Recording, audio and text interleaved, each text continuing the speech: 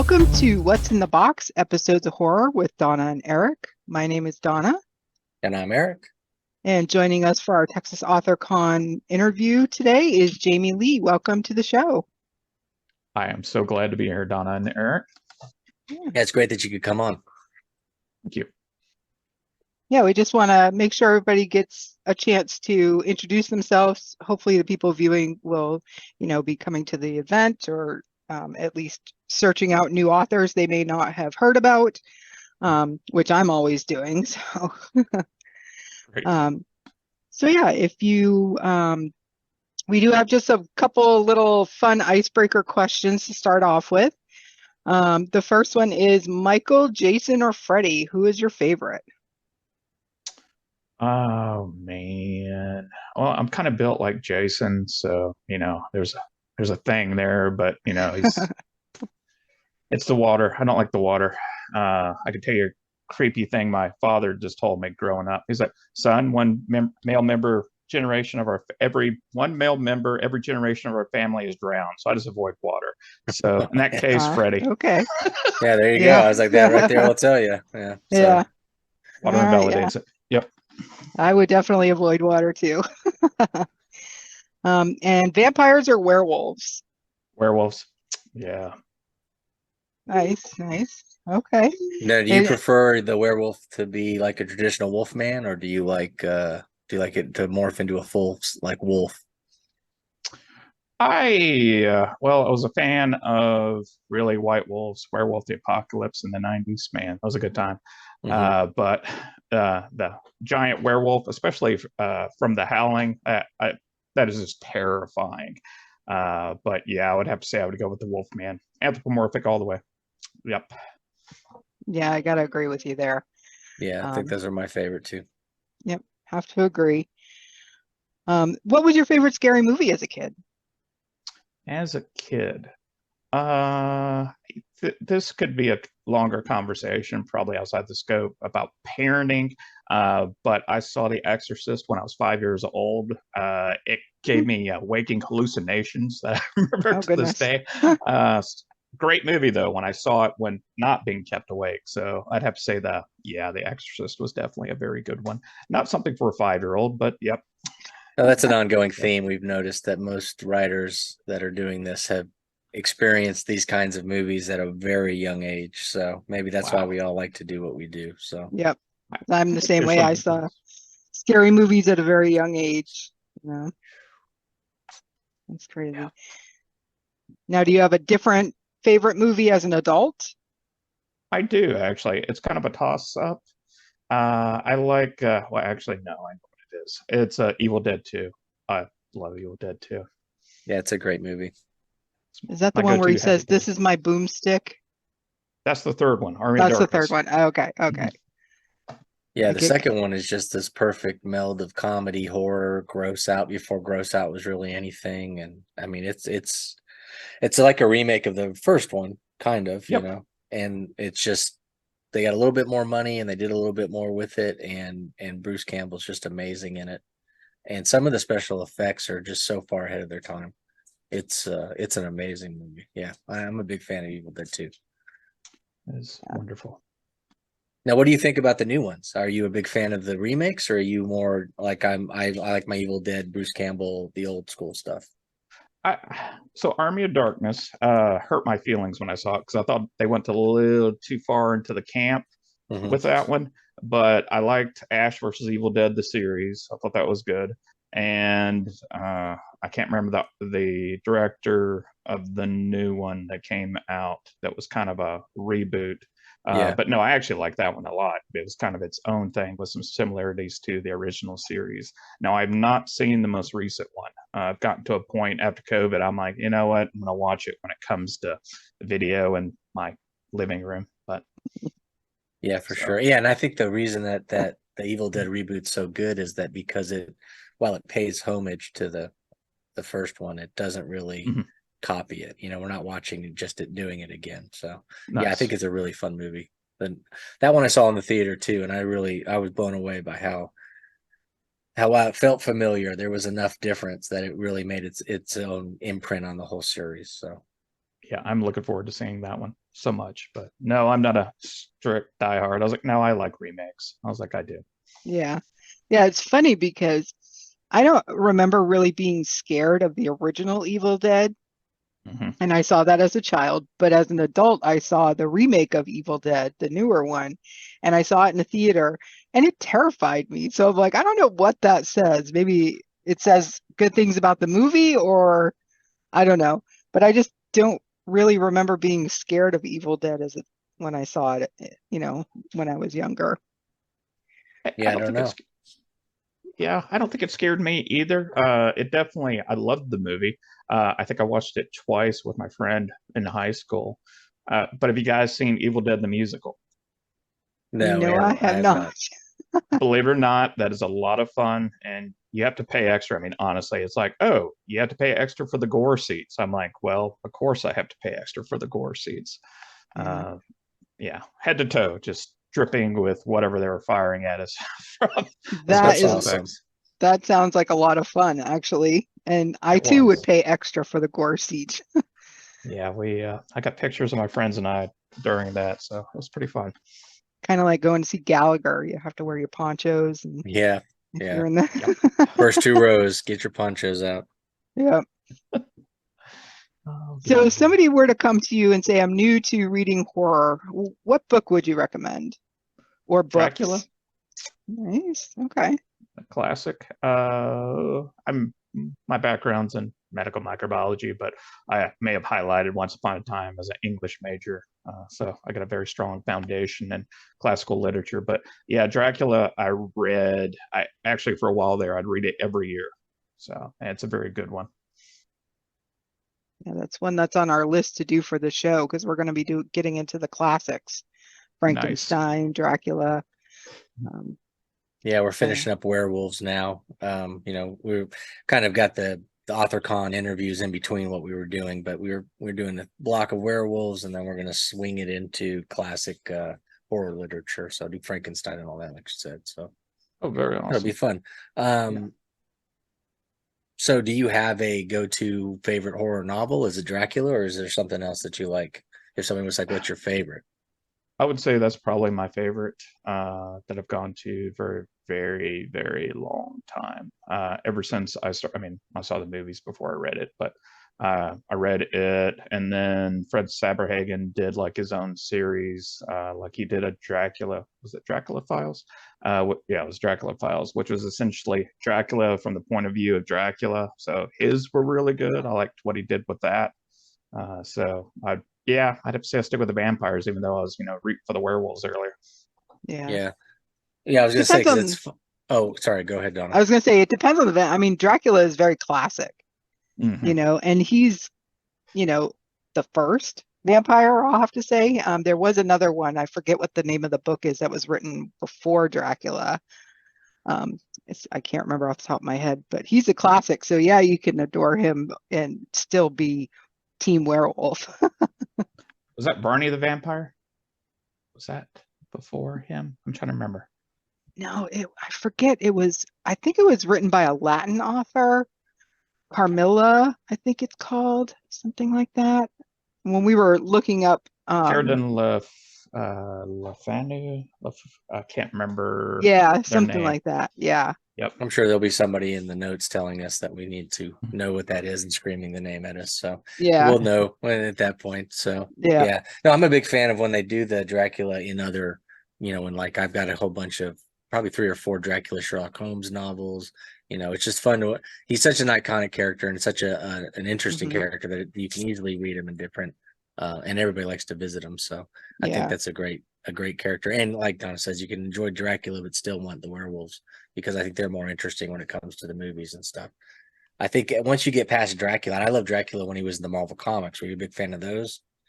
Oh yeah. I've got Yeah, a I mean, box full of those. there's Those are some great. great stuff. So, it's him himself. That character is an amazing character, and you can do a lot with that. So, oh, I think the dogs are talking about something downstairs. So, it's all right. I didn't hear anything. okay, good. Like I said, maybe this mic filters it out, but they're going Yeah, full blown. So. yeah. So tell us, Jamie, tell us what genre you write in. Explain a little bit of what kind of books people can expect at your table. Sure. So I also technically I fall into the horror category, but a lot of my work also falls into dark fantasy as well. I mean, it has horrific elements, but to me, it falls into the dark fantasy. I always write modern settings. I can do other things, but I tend to do that. My one book that'll be available right now is Harmony, which is my first book published by Raventail Publishing. And I've been told it was gory in places. Like, really? I didn't notice that. I was like, characters are doing their own thing, I guess. So I've got some interesting feedback on the book. But yeah, they can expect a copy of Harmony. That's what I'll be babysitting since she's so good. I don't have I'd totally have a copy of it up in front, but no, I don't have that right now. Yeah, it sounds really interesting. I went and looked up looked at your books. Sure. And I actually grabbed a Kindle copy of Harmony because it sounded really interesting. The character's name, what was I just read the description briefly, the midget. What was his name? The Man Called Midget. The Man Called Midget. Yeah, I'm like, I gotta get this book just because of that character. I gotta know what that's about. He resonates with a lot of people. Another character is Emma, who does as well. But yeah, and you can kind of see some of that classical literature training of mine coming in, especially in the name choices. Especially The Man Called Midget. To me, it's almost a title, a state of being. Because every time he first pops up in a chapter, it's always The Man Called Midget. Then he's called Midget after that. And so this is the first book in a series you're working on? Yes, The Bleed Chronicles. I would say the second book's written, which technically it is. Originally, Harmony was one book, but I had to split it in half. Just my publisher does novella type. So the second book's completely written. I've actually written the third book and have the fourth one written. My goal is to have 2 more books in this series to finish it out. So 6 total. Okay. Yeah, that's great. And the fact that you already have so many written, then the readers that come, they grab that first book, they know that there's going to be 2, 3, 4 already in the works, and you're going to have, so by the time they're out, you'll have 5 and 6 done. And that's the best way to have those series come out. Yeah. So, and now, so when you say dark fantasy, so it's going to be kind of like a dark urban fantasy, since you do put everything in a modern light. Yes. Okay. If you see my head and hesitancy, the urban fantasy to me, I think more of Clive Barker. I like his type stuff.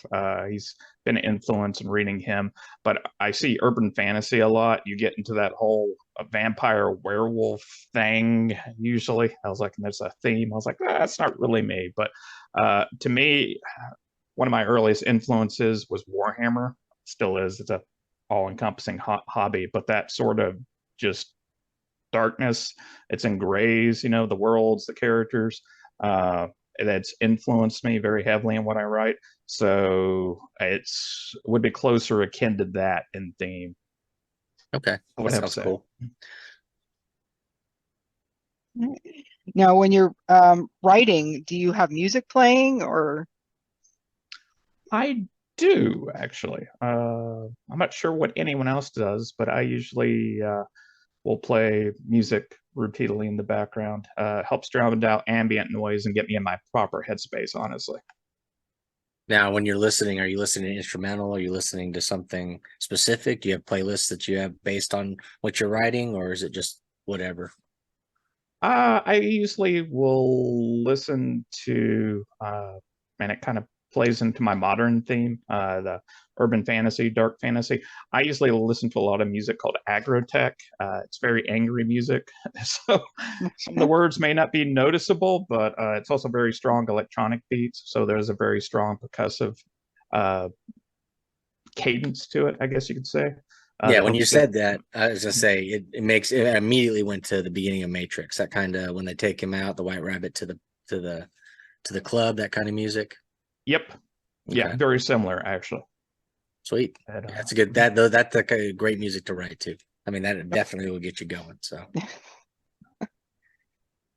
yeah, Donna's Team Quiet, and I like to have instrumental music, or occasionally, depending on what I need, I'll put, you know, Metallica or you know, something like that on. Tool. I listen to Tool a lot. So Tool's a good time. Yeah. Yeah, and then you know, depending on what you're doing, though, then you start listening to lyrics, and then you get into it, and then you're not paying attention to what you're writing. So sometimes I just slap on some instrumental and go with that. So, but yeah, I'll have to look that up on YouTube and see what they have to offer, what you're talking about. So I can mention bands, but yeah, I'll hook you up. Okay, cool. So Harmony is your newest release, correct? Yes. Okay. So tell us about the other things. We know you're working on the series for that, but just tell us about a few of your other books. I know you said they're dark fantasy, but like the title, do you have do you have any other works in progress, or are you focused completely on Harmony in that series? Mainly on that series. I do have a side project I was doing, kind of a creature feature type thing. But my initial pitch, I was told, it needs to be less magic. But then as I worked on it, and I've got probably 50% of it written, I'm kind of like, you know what? I kind of want to do my own thing with this now. But that said, I've also tied it into the world that Harmony's based on as well. It won't be quite the same theme. It's a little more grounded, whatever the heck that means, but I'm curious to see where it goes as well. But a lot of my project work that I'm working on right now, so as I've been working on Harmony, like in the process, I've looked up names and looked up what does the name mean? I've actually started developing side projects. I've created, I guess, actually spinoffs of these characters that I've created within Harmony, within that series. So I'm working on those as well right now. Okay, very cool. So this sounds like this is going to be like a gigantic, you know, like a universe project thing where you're just going to constantly be able to churn out different things, different points of view and stuff. So when people get into that first book, they're really going to be able to take a different path as you continue with what your project is. Exactly. I've actually got 12 books plotted out. Okay. So, wow, that's awesome. Yeah. I was gonna say that's very impressive. Yeah, and that's time consuming, so I can see why. It is. Yeah. When you got that much stuff going on, it's a lot of notes that you're going to have to keep up with, right? So yeah. So you're definitely an outliner, and the napkins count? No, I'm past the napkin stage. I carry a notebook that I keep out. I'm not an outliner. I will write down ideas as they come to me and thoughts. And then I use email a lot. I'll email myself stuff constantly, and then I'll keep adding to that email. So it's a combination of this little notebook that I carry for whatever project I happen to be working on. It's got some other projects in it, and a combination of emails. But you know, I know people that'll do like these flow diagrams. I don't do that. I write things that I think are cool, and then I start fitting them all together. So yeah, it's probably, I think that's how. Well, I'm a true pantser, so I mean, I might do an outline and then completely ignore it, and then just do whatever I was doing when I sit down. But I have one somewhere, you know. But yeah, and the way I like to do it, I don't email. I like to text my wife just random horror ideas and thoughts and lines that haven't, and so everything's out of. So she just gets something and she'll look at it and she'll be like, I guess that must be something he's writing. Hopefully, you know, it's not just me sending weird messages about dead bodies or, you know, how to kill somebody or whatever. Oh goodness. Thing. But she gets those all the time. So, and then she'll like put them together and send them. Hey, here's the last 10 weird texts you sent me over the last couple weeks. You know, so that's hilarious. Yeah, my Amazon wish list, I'd taken a picture of it. I was like, yeah, this looks like a ransom note at the moment because it had pictures of surgical saws because I was looking them up for character description. You know, it was like, here's some rice, here's a Funko Pop. Oh, here's your surgical saws you were looking at. I was like, yeah, that looks like what I was doing. I think most of us would be very nervous if people went into our search engines search histories, or looked at our Amazon accounts and stuff. Because I do the same thing. Amazon's amazing. If you want quick details on something you're writing about, you know, just type it in there and you can look at 3 or 4 of them and then get the idea. And so, yeah, I love Amazon for that. Yeah. Don't bust my hard drive so nobody can get my search history. Yeah, for sure. So I was curious, are you in Texas or are you coming from outside of Texas? I am from Tennessee originally. I'm actually in Kentucky, Louisville at the moment. Oh, that's awesome. Mhm. Cool. My mom lives near Louisville, so I'm a big fan of that area. I go there all the time, visit. It's nice. I've lived here almost 3 years now, so I'm really glad I moved to the area. Yeah, very cool. Yeah, I was just curious because we get so many amazing Mhm. writers coming to this event that aren't from Texas or don't live in Texas, now. So it's cool that people can have a place to come and meet writers that they normally would be able to see within the state, So, Oh, I think it's a great opportunity, honestly. It's I thought about flying, but I was like, I got a table. Yeah, so I'm making the 15-hour drive. I was like, it'll be fine. yeah, it's a fun drive. You'll be fun. You'll enjoy it. There's a lot of good things to see. So Nice. I'm looking Yeah. forward to it, honestly. That Very should be cool. fun. So tell us, just sometimes randomly, I'll throw this out during one of these interviews. What are Hit you me. currently reading? I am reading Mark Lawrence's which one is that? His Broken Empire series. I can't remember which one specifically. I finished the one of Jorg. I think it's the third. But yeah, Mark Lawrence is really big right now. Nice. His is, if you're familiar with him, he's very dark fantasy, kind of post-apocalyptic, reverted to fantasy type world stuff. It's very Oh, that's interesting. cool. Yeah, no, that just sounds very interesting. Kind of like Thundar. If I threw that out there, would that make Thundar, yes. That is apt. Yeah, that okay, is cool. apt. All right, now I'm gonna write this name down because I want to look into that. That's awesome. That's Yeah. exactly up my alley. I love fantasy and stuff, but I really love that kind of stuff. So It's good. Yeah. All right. So besides coming to AuthorCon, Texas AuthorCon, and going up to your table, where can people find your books? They can find Harmony right now in softback and Kindle form on Amazon. Also, if they are interested in learning more about me, he wouldn't be. The Jamie Lee, oh my goodness, I've got my own webpage, jamieleeauthor.com. okay, we'll have links below just in case. So Great. Because obviously you can see my attention span going out the window right now. But going to my webpage and Amazon, you can find my books, and Instagram and Facebook as well. Okay, awesome. Yeah, I just followed you on Instagram not too long ago. I just got banned from Instagram, so I have not. What's funny is I just signed up. And within 2 days I was banned. I can't figure out why, and they won't tell me. So I guess it won't be on Instagram, but I will see everybody on Facebook. That is crazy. Only you. I know. That's exactly what Candace said. Only you could do this. I was like, I didn't even try to do this. So, but we will get all those links down there for you so that people can come find you, follow you, and check out your books. And they definitely want to come to the tables and see everything. And like we said, not everything's horror. There's a lot of tables that are going to be horror centric, but some of the things you're going to get are going to be fantasy and westerns and just a whole bunch of great genres. And so this is going to be a fun book event, and we want people to come out and enjoy. So I'm really looking forward to it and meeting everyone. Way too many books.